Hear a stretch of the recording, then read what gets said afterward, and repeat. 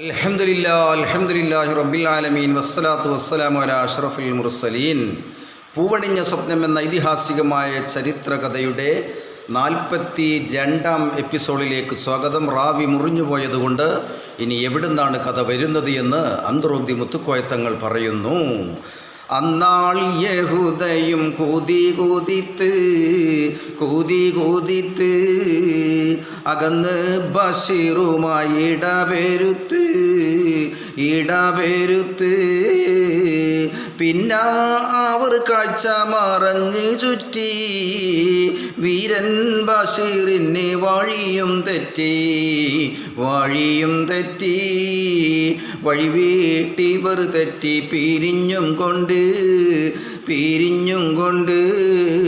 പരതിയൊരു ഗുഫ കരയിൽ ചെണ്ട്.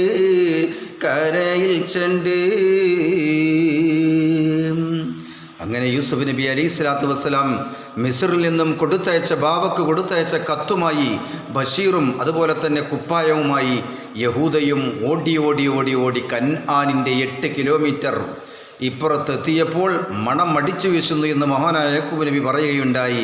ഏതായാലും അതാ യഹൂദ തൻ്റെ വീടിൻ്റെ വഴി അറിയുന്നത് കൊണ്ട് തന്നെ നേരെ യഹൂദ വീട്ടിലേക്ക് ചെന്ന് വാപ്പായുടെ മുഖത്ത് അതാ യൂസുഫ് കൊടുത്തയച്ചതായ ഷർട്ട് അതാ കുപ്പായം ഇട്ടപ്പോൾ മഹാനായ യാക്കൂബ് നബി അലൈഹി ഇസ്ലാമിൻ്റെ കണ്ണിൻ്റെ കാഴ്ച പഴയ സ്ഥിതിയിലായിപ്പോയി.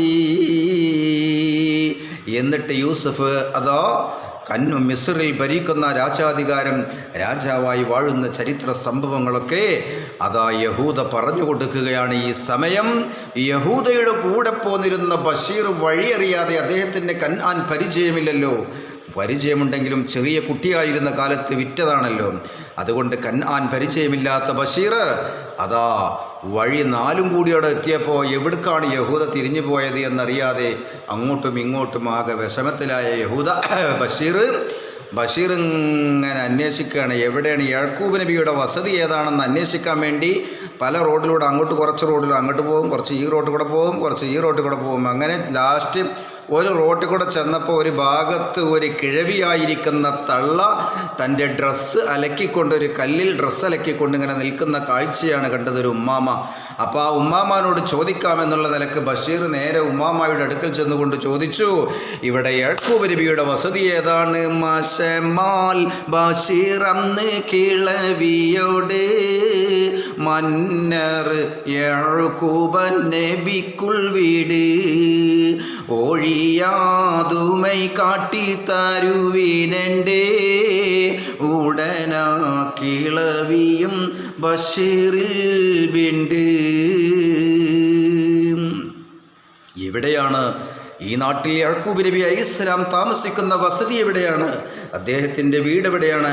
ആ വീട് അന്വേഷിച്ചുകൊണ്ടാണ് ഞാൻ നടക്കുന്നത്. എനിക്കറിയാത്തത് കൊണ്ട് ഞാൻ പരദേശിയായ ഒരു യുവാവാണ് എന്നീ തള്ളയോട് പറഞ്ഞപ്പോൾ, തള്ളാരുടെ അടുക്കൽ ആരെങ്കിലും വന്ന് പെട്ടുകഴിഞ്ഞാൽ മനേജ് എവിടുന്നാണ്, എന്താണ്, എങ്ങനെയാണ്, ഏത് വീട്ടിലത്തെയാണ്, എൻ്റെ ഉൽപ്പെന്താണ്, എൻ്റെ പേരെന്താണ്, എൻ്റെ വാപ്പാടെ പേരെന്താണ്, എൻ്റെ ഉമ്മയുടെ പേരെന്താണെന്നൊക്കെ തള്ളാരും കൂടി ചോദിച്ചറിയാം, നമ്മളെ പിടുത്തം വിടൂല എന്നതുപോലെ ഈ തള്ളയും ചോദിക്കുകയാണ് ബഷീറിനോട്. എന്താണ് ചോദിക്കുന്നത് എന്ന് അന്തറോദ്വീപുകാരനായ മുത്തുക്കോയത്തങ്ങൾ പറയലായിരിക്കും നല്ലത്.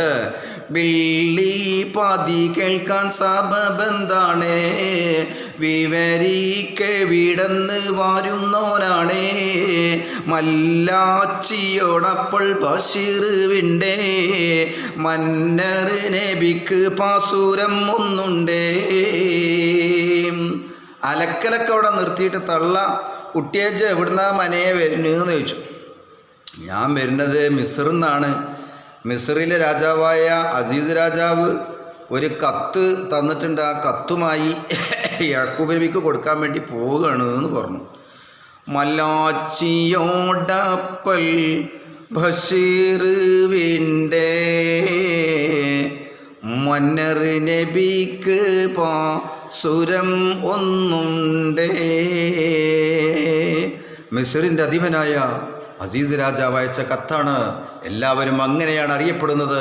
മിസ്റിൽ ഭരിക്കുന്നത് യൂസുഫ് നബിയാണെന്ന് ആർക്കും അറിയില്ല. അസീസ് എന്ന പേരിലാണ് എല്ലാവരും പറയാറുള്ളത്. ആ സമയത്ത് തള്ളയതാ തള്ളാമറിത്താര എഴുത്താണെന്നേ തരുളേ പറപ്പൽ ബഷീറുന്നും നേ ബള്ളൽ മിസ്രിയിലെ അരശം തൻ്റെ ഭാവാക്കയച്ചതൻ നുടന്നെ വിന്തേ.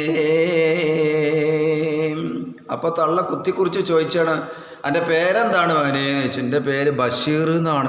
ബഷീർ എന്ന് പറഞ്ഞപ്പോൾ തള്ള ഒന്ന് ഞെട്ടിയെന്ന് മാത്രമല്ല, ആരാണ് ഈ കത്ത് അയച്ചിക്കണത് ചോദിച്ചാൽ മിസ്രത്തെ രാജനാണ് അയച്ചിക്കണത്, യാക്കൂബ് നബിക്ക് കൊടുക്കാനാണ് എന്ന് പറഞ്ഞു. ഈ സമയം നാരി എനിക്കുള്ള പാതിക്കൻ ആനാം നാമം ബഷീറോര അമത്തിൻ മോനാം ആര് എനിക്കുള്ള ചെറുപ്രായത്ത് ഉമ്മാൻ്റിടം വിട്ട് പിരിത്തന്നൊത്ത്.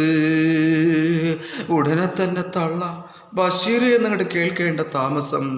ഇവിടെയാണ് എൻ്റെ ഒരു ഒറിജിനൽ സ്വദേശം ഇവിടെയാണെന്ന് ബഷീർ ഉമ്മയെ പരിചയപ്പെടുത്തുകയാണ് ആ തള്ളയെ. മാത്രമല്ല യാക്കൂബ് നബിയുടെ അടിമയായിരുന്നു എൻ്റെ ഉമ്മ, ചെറുപ്രായത്തിൽ എന്നെ വിറ്റതാണ് യാക്കൂബ് നബി. ഇതിങ്ങോട്ട് കേൾക്കേണ്ട താമസം. സുബ്ഹാനല്ലാഹ്, ബഷീറിനെ കെട്ടിപ്പിടിച്ചുകൊണ്ട് ആ തള്ള മുത്തി മണക്കുകയാണ്. രംഗം ബഹുമാനപ്പെട്ട കവി പറയുന്നു, പാരിയാത് കേട്ട് നിലവിളിത്ത് പാഞ്ഞ് ബഷീറിനെ പിടിത്തണയ്ത്ത്.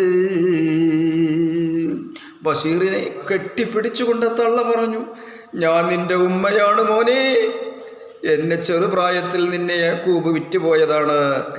നമ്മൾ കണ്ടുമുട്ടിയിരിക്കുന്നു. കൂറാൽ മുഖം മുത്തി വിരുത്തി മോനെ,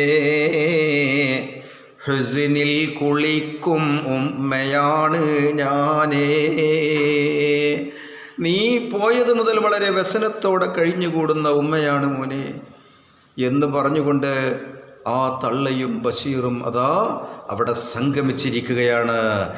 ഇന്ന് ഉന്നൊന്ന് ഇബ്നു അബ്ബാസ് ഇതേ തുടർന്നേ ഉടൻ യാക്കൂബൻ നബി ഉയർന്നേ, നിന്നൻ്റരിമ പൊന്മണി മകൻ്റെ നേശാമണം വീശി പരക്കുന്നുണ്ടേ. അങ്ങനെയതാ തള്ളയും മകനും ആദ്യം കണ്ടുമുട്ടിയിരിക്കുന്നു. മണം യഹൂദയത ആ കുപ്പായം കൊണ്ടുപോയിട്ടപ്പോൾ മഹാനായ യാക്കൂബ് നബി അലൈഹി ഇസ്ലാമിൻ്റെ കാഴ്ച കിട്ടിയിരിക്കുന്നു. അങ്ങനെയതാ തള്ളയും മകനും യാക്കൂബ് നബിയുടെ വസതി ഞാൻ കാണിച്ചു തരാമെന്ന് പറഞ്ഞുകൊണ്ട് യാക്കൂബ് നബിയുടെ വസതിയിലേക്ക് നടക്കുകയാണ്. ചായ കുടിക്കാൻ നേരം വൈകിയത് കൊണ്ട് അടുത്ത എപ്പിസോഡിൽ നിങ്ങൾക്കത് അങ്ങനെ കേൾക്കാം.